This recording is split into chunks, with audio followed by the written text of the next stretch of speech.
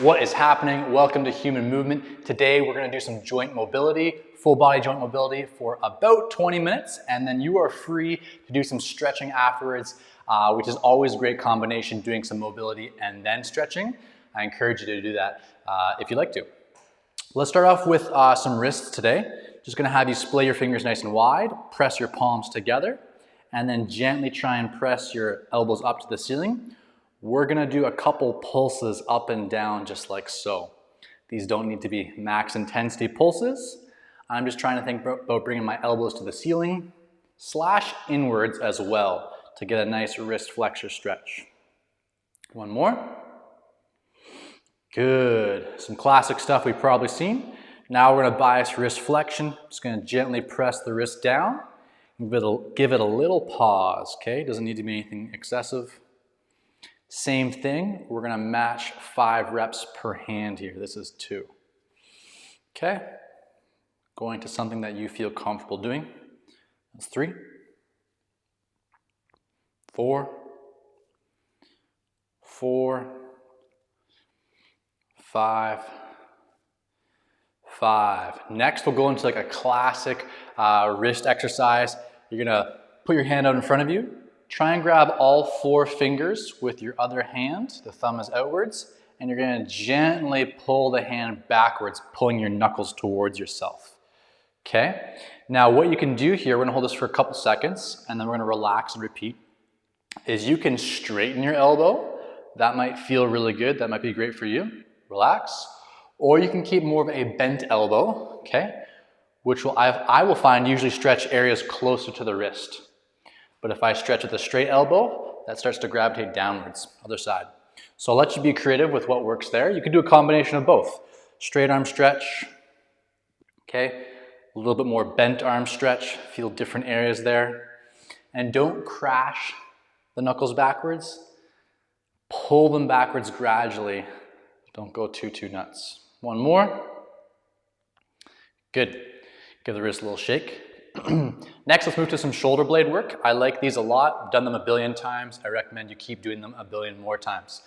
We're gonna do some single arm bus driver shoulder blade rotations. So, holding a bus in front of you, you're gonna bring one shoulder blade up, backwards, down, and forwards.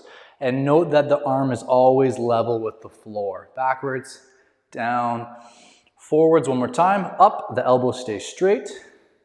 Back, down, arm is flat, still with the ground, forwards, and now reverse. Down, the other hand is stationary. And so you're also working on your ability to target and challenge one arm and one shoulder blade while keeping the other one completely still, okay? You got independent shoulder blades, you should probably be able to move them independently. Other side. Up, back, down, forwards. And as best as you can ascertain, try not engaging the spine too much, right? So I'm not going to move the spine backwards or round it as I reach, other direction, because I'm trying to see what my shoulder blade can do and give my shoulder blade specifically the range of motion. One more time. Looks really silly, looks really robotic, but if you're getting some crunching and crackling, probably something to incorporate a little bit more often. Good. Let's take your arms down. Let's put them out to the sides. Let's have your palms face forward towards me. Okay, and just like a medium paced circle. Not fast, not slow. Get a little bit bigger. And get a little bit bigger. Pace is mostly the same. Okay, and now as big of a circle as you can go, but I really want you to slow it down. Just like so. 1 or 2 more, feels great. Getting all the kinks worked out. Nice. Just a couple seconds to relax if you're getting toasted up, other direction. Palms are still forwards, okay? Medium pace. Maintain your pace as best you can as you go bigger. And bigger. And now as big as you can go, about 5 circles, slow it down. Use some breathing, breathe the arms up. Exhale as you turn outwards, 1 more. Good, okay. We're gonna do another shoulder thing. Next shoulder thing, one arm on your chest, this arm's doing nothing, hanging out, other arm's up. Just gonna have you bring your arm overhead, scratch to your shoulder blade behind your body, down, and then gently here, turn the thumb down and bend the elbow and reach towards your low or mid back or your shoulder blade if you're a little bit more advanced. So from the side and behind looks like this. Gonna reach overhead, bend at the elbow, tap opposite shoulder blade as best I can. Feeling the shoulder here, hello. Come on in, wherever feels accessible. One more. Feels more like a workout than a joint mobility session. Maybe it's because I already worked my shoulders today in a strength session, but feeling a little toasty. Good, other side. Other arm up. Reach in opposite shoulder tap. This side's a little stiffer for me, so I'm gonna go a little more patiently with that overhead reach. But this position, the internal rotation, a little bit more accessible, so I'll be a little more liberal. Opposite shoulder reach outwards, thumb turns down and in. Shoulder blade, mid back, low back.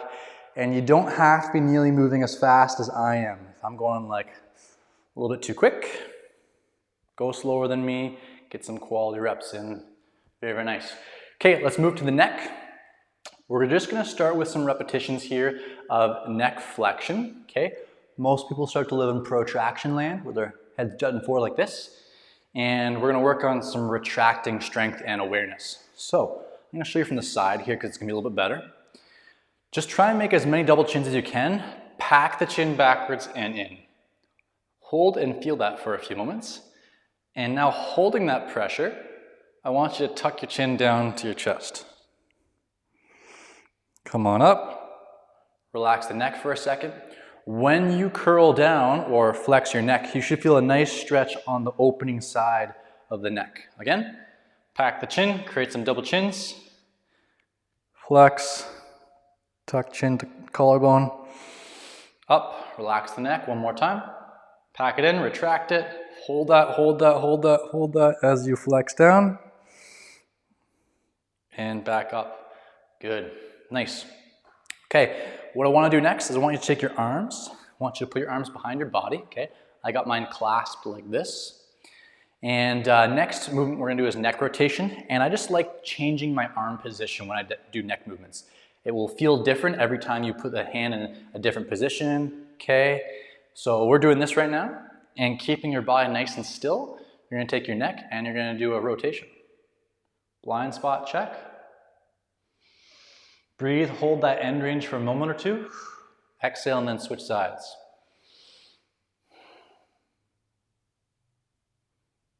Nice, good. Now I want you to put one arm out to the side and repeat. Okay, how does that feel? Same, better, different, worse, tighter, looser? Look towards the arm that's reaching outwards. Maybe you can go past a bit. Other side, just one rep per side.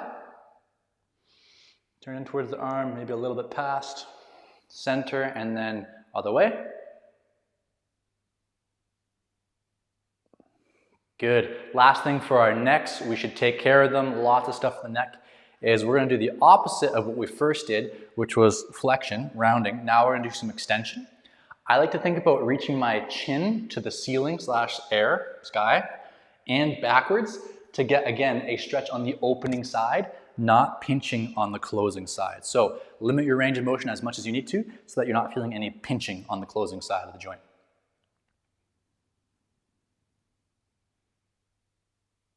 Again, reach your chin up and over and out to feel that throat stretch. One more.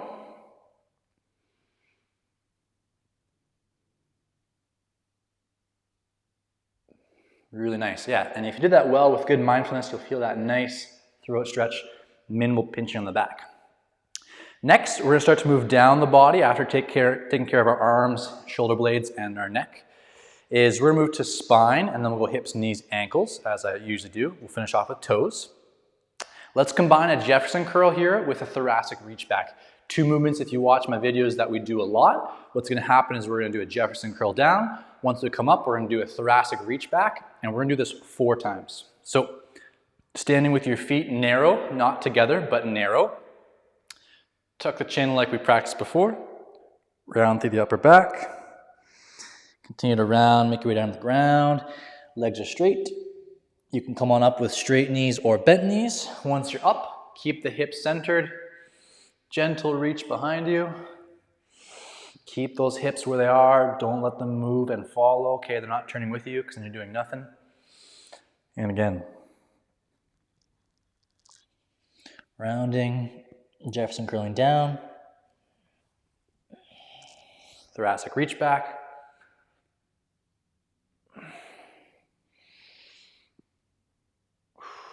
Okay, now if you're more flexible, you can touch your hands to the floor, no problem. Watch this next rep for a subtle difference that you can do in your Jefferson curl. If touching the ground is hard, just keep going and do your best. But say you're a little more flexible. Once you're at the ground, what you can see right now is my knees are probably a little bit bent. And so if I put a little bit more weight towards my heels and straighten the knees, see the difference here? Now that's a really nice stretch for my hamstrings. You don't have to do it. Finishing off number 3, hips are square, looking forwards as we reach back.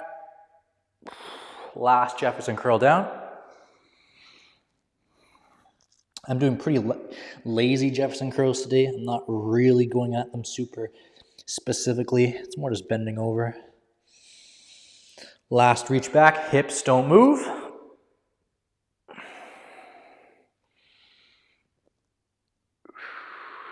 Really, really nice. Okay, let's move on to our hips. Hope everything from hips up is feeling good. Let's start off with a few passive range holds for some hip flexion. Just gonna hug our knees to our chest a little bit. You can grab something for help if you need to. Bring that knee up informally. It doesn't matter to me how much you get it there, or how you get it there, excuse me. Just gonna have you hold this position for 3, 2, 1. You're gonna switch, and if you can, you're in bare feet right now, okay? And you're not using support, okay? If you can, 3, 2, 1. One more rep the same way. I'm bringing my knee straight in front of the body, wrapping the hands around the knee, holding, 3, 2, 1. Okay, one more on the other side. And holding. Woo. Speaking of balance, 3, 2, 1. Now we're gonna take it up a notch. Don't go super nuts on this. So we just brought up our knees straight. Now I want you to bring your knees outwards. Keep your hips square. If your hips rotate, this is pointless. But keeping your hips square, I want you to bring the knee outwards by about 15 degrees. So it's not completely straight. Add your hand, pull a little higher. And now we're working on some hip abduction while we hold the flexion. And down. Other side, hip is square. Instead of coming here, I'm gonna come up outwards on this line, 15, 20 degrees outwards. Hold, 3, 2, 1. And now let's get even a little bit more of an angle. So hip is square. I'm gonna pull more like a 45-degree angle, okay? You should not be able to get as high here, okay? That's pretty normal. And hold, 3, 2, 1, down, other side. 45-degree angle, but keep this hip rigid. And hold, find your balance, 3, 2, 1. Last one, without the hips rotating, bring your knee as far outwards to the side. I got about 90 degrees, okay?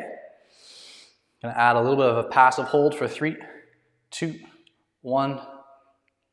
Good, other side. Keep the hips still. This side's a little bit more challenging for me, maybe not quite 90 degrees, more like 70, 80, hold. Good, nice. Hips should feel really nice after that, especially if you've been sitting all day, giving them a little bit more range of motion.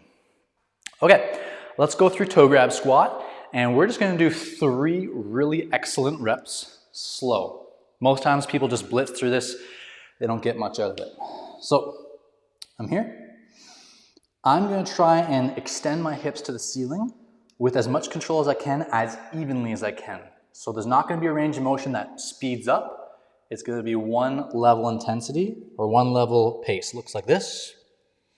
Really, really, really patient, really, really, really patient, really, really, really patient.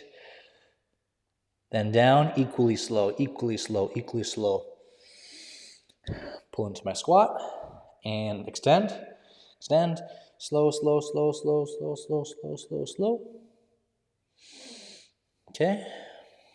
Bend the knees, bend the ankles, bend the hips down. One slow pace. One more repetition. Try and do that even better. Slow. I went a little bit fast. Slow. slow, slow, slow, and back down, equally slow, equally slow. Don't speed up, don't speed up, don't speed up. Do not speed up. Cool, let's move to ankle inversions. Stepping a foot in front, okay? Other side. And try and be equal on the placement of pressure, that I got some stress all the way through that lateral, meaning outside line of my foot. Pinky toe, midfoot to heel, got pressure on all of that. It's not just on my heel. A couple more repetitions back and forth. We're gonna crank through these pretty quick.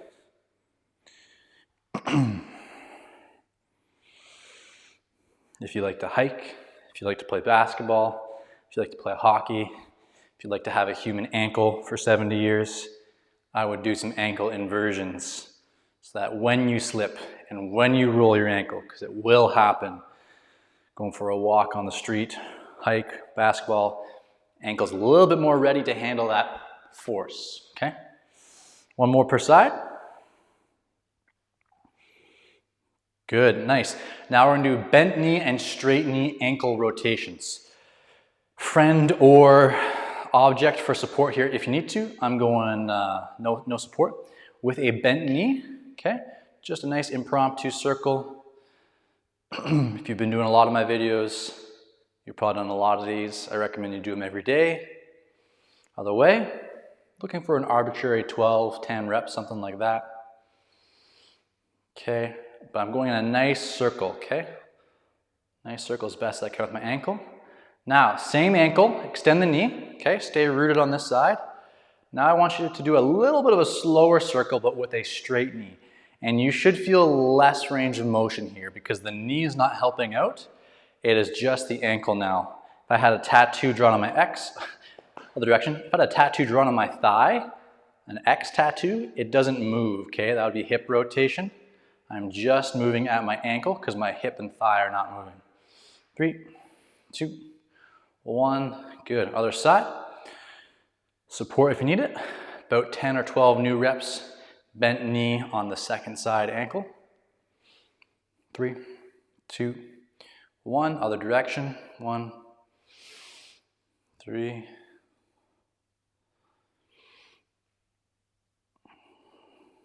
One more. Good. Straighten that leg. Go a little slower because with that joint restriction now, not as much range of motion, we probably don't want to go as fast through the range of motion. But same thing, try and point your toes in that circle, however much or little range of motion you have. One more. Other way, outwards, back with the toes in, down, outwards, back, inwards, down. 2 or 3 more because it feels super good. Good. Last thing for the day, let's work on the toes a little bit, come a little bit closer, although obviously we're not highlighting on the toes. You can sit for this if it would be easier for you. You can stand. You can do one leg at a time if it would be easier. But for me, I'm going to pull all 10 toes up off the floor, okay? I'm going to try and tap just my big toe and hold that for a few seconds. I'm going to feel a little contraction and a little tension. It's almost crampy on the underside of the foot near the big toe. And the forefoot there, the ball of the foot. Relax. 2 more. Press big toes down and softly continuing to press down as if it was mud and you could imprint your big toes down to the floor. 1 more. Press and hold. Outer 4 toes or outer 8 toes or whatever, 7, 6 toes you have. They're up and high as you press the big toes down. Relax. Let's do the opposite. Pull big toes up and try and peel them backwards to you and hold for 3, 2, 1, and again. Now, what we don't want to see happen when you're pulling toes backwards is this. This is just a lot of compensation to try and make something happen. So even if it's not as high, see it's only this, keep your feet flat how you would normally stand, and then attempt to pull the toes off the floor without rotating outwards at the ankles. Good, nice. Okay, pick up all 5 toes again. Try and tap just your pinky toes to the floor. And about 10 reps up and down here. Okay, so big toe, index toe, middle toe, and ring toe are not touching the floor as you tap pinkies on and off as best you can. Good, little break. And last thing we'll do here, to the best of your ability, a few piano keys. So all 5 toes up, 10 toes again. Pinky toes are gonna touch. Ring toes are gonna touch. Middle toes, or yeah, I guess your middle toes. Index toes, big toes, again. Pinky, ring, middle, index, big. 2 more. All 5 up. Pinky, middle, ring, middle, index, big. Coaching, talking, and doing toe movements can be challenging. Pinky, ring, middle, index, big. Good, that's your full body joint mobility for the day. Hope you feel fantastic. If you liked it, do this 2 more times this week and you'll be feeling pretty good. Cheers.